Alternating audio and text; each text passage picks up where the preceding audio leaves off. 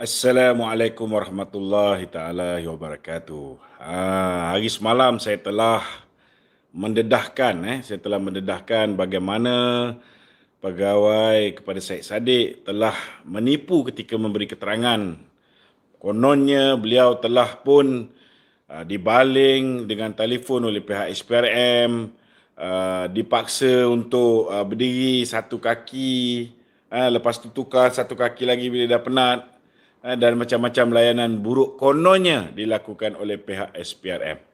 Ini akibat terlalu terpengaruh dengan atuk tua bernama Mahathir Mohamad, dah biasa dengan aktiviti menipu rakyat, kan? Akhirnya dia lupa bahawa pejabat SPRM tu pun ada CCTV, nak tipu macam mana. Hari ini saya nak mendedahkan satu perkara baru di mana Syed Saddiq pula hari ini terkantul kerana menipu juga. Menipu, memberi keterangan palsu, dan beliau hari ini bakal berhadapan dengan pendakwaan. Kerana bukan hanya beliau telah memberikan keterangan palsu kepada SPRM, kerana beliau ketika duitnya sebanyak 250,000 hilang. Syed Saddiq membuat laporan polis. Ini tak cerdiknya Syed Saddiq ni. Orang yang dapat duit daripada sumber yang haram, sumber yang tidak halal, daripada aktiviti-aktiviti seleweng salah guna kuasa, jarang buat report polis bila duit tu hilang, kan. Tapi penyamun-penyamun kat Malaysia ni semua pelik. Kenapa duit yang dapat daripada sumber haram ni Syed Saddiq pergi lapor mengatakan duit tu hilang. Kita pun tak tahu girlfriend dia yang ambil ke, tapi yang saya tahu girlfriend dia bukan yang viral gambar tu. Itu mungkin dia punya skandal dia saja. Girlfriend dia seorang peguam Chinese, tinggal di Ipoh. Yang itu yang saya tahu. Jadi hari ini saya nak beritahu dengan tuan-tuan, Syed Saddiq bakal berhadapan dengan pendakwaan. Pertama, kerana apabila dia membuat laporan polis, RM250,000 hilang, yang hilang RM250,000, orang mula sangsi macam mana seorang yang hanya berusia bawah 30 tahun boleh ada duit hilang sejumlah RM250,000. Dia jadi menteri baru 22 bulan. Baru 22 bulan, kan? Dah ada hilang RM250,000. Yang tak hilang kita tak tahu. Jadi ada satu laporan SPRM telah dibuat ke atas Syed Saddiq untuk diminta pihak SPRM menyiasat. Dan bila disiasat, apa yang berlaku amat mengejutkan. Kerana bila disiasat, sudah pasti antara yang paling awal termasuklah tuan-tuan, Bendahari Armada. Sebab nak tahu betul ke duit ni peringkat awal, Syed Saddiq kata ianya duit datang daripada sumbangan orang ramai. Maknanya duit parti. Bila Perlembagaan Bersatu mengatakan Bendahari Agung Parti tidak boleh memegang lebih daripada 50,000. 30 ke 50,000 lah. Macam mana pula orang lain, Ketua Armada, boleh pegang 250,000? Itu jumlah yang hilang. Yang tak hilang kita tak tahu lagi. Jadi, saudara, Syed Saddiq telah mengubah alasan dia. Walaupun mereka awal dia kata duit ni duit parti, duit sumbangan orang ramai. Tapi lepas tu dia ubah, dia kata duit tersebut adalah datangnya daripada kedua ibu bapa dia. Tuan-tuan, ketika berjumpa dengan pegawai SPRM memberi keterangan, Syed Saddiq memberikan alasan duit ini datang daripada kedua ibu bapa dia. Mak dia tak kerja, bapa pun, tuan-tuan, bukan ada kapasiti untuk memberi Syed Saddiq sebanyak 250,000.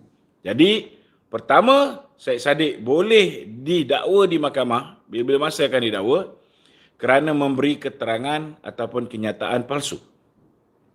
Kedua, tuan-tuan, bila disiasat, nak cari 250,000 ni, tiba-tiba jumpa di dalam peti besi Bendahari Armada, sebanyak RM400,000. Ini boleh kena amla juga ni, tuan-tuan. Dan yang ketiganya, saudara, apabila disiasat didapati duit-duit yang datang, yang hilang ini ada kaitan dengan peruntukan 50 juta Kementerian Belia dan Sukan disalurkan melalui Youth Power Club, kan? Dan kemudiannya Youth Power Club ini sesedara diselenggarakan oleh Bendahari Armada dan didapati sesedara Bendahari Armada ni telah menubuhkan sebuah syarikat bernama Armada Bersatu Enterprise.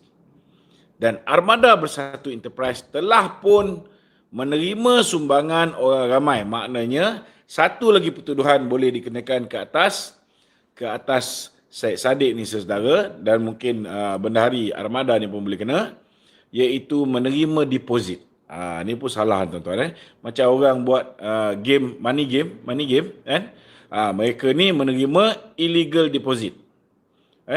Menerima deposit ataupun mengambil duit orang ramai, ini merupakan satu kesalahan. Syarikat-syarikat kalau tak ada kebenaran daripada bank negara, tak ada lesen, dia tidak boleh untuk menerima deposit tersebut.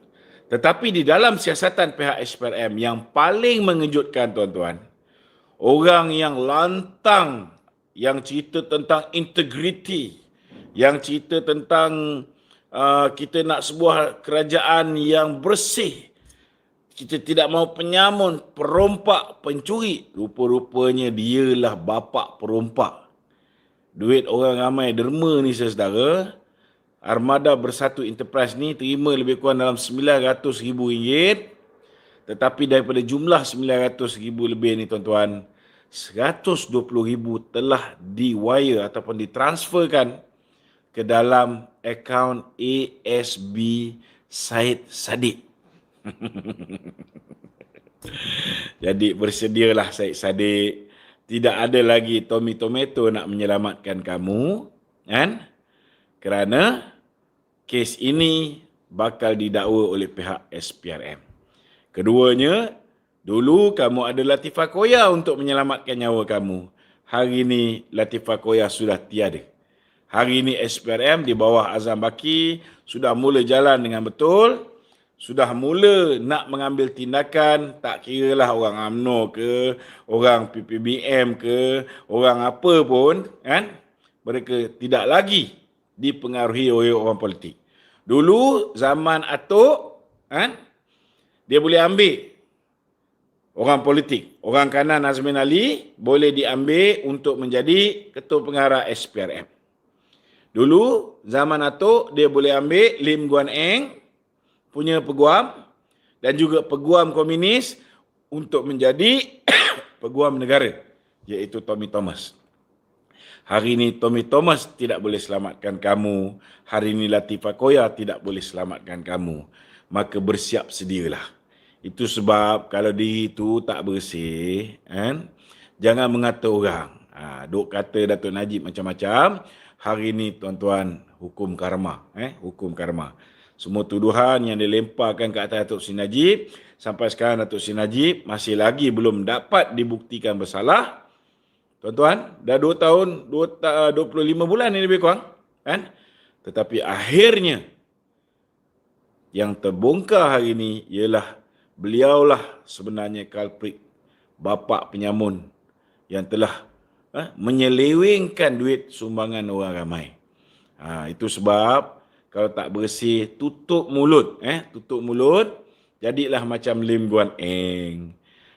Lim Guan Eng ni tuan-tuan betul.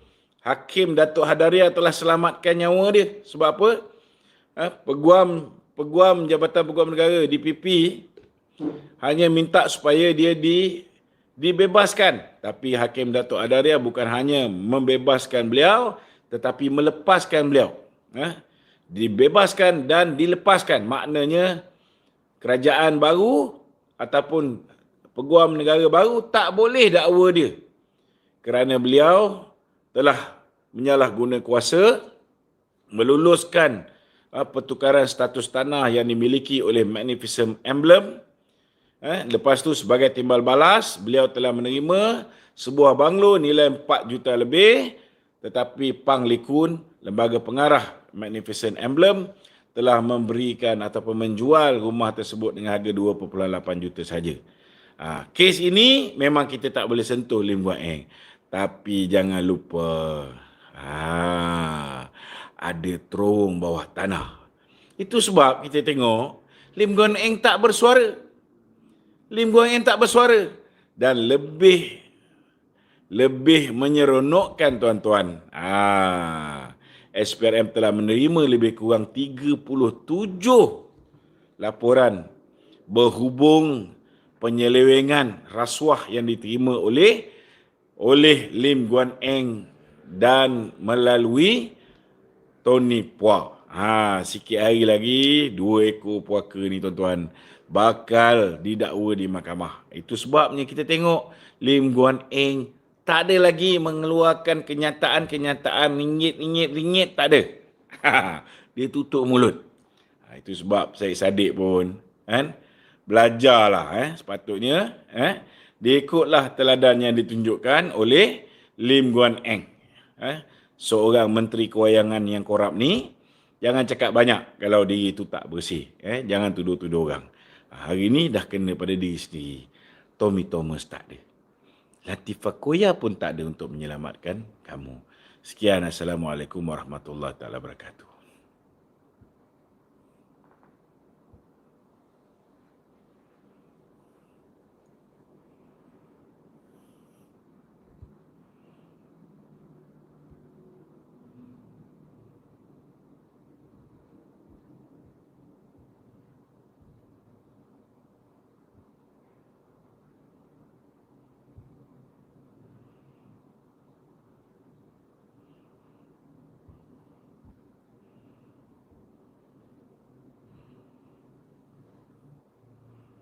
Macam mana nak matikan?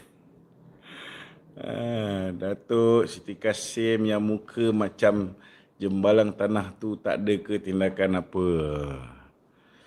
Datuk, ini kita dah tak menguasai negara kan? Macam mana nak share ni? Boleh tahan juga ni.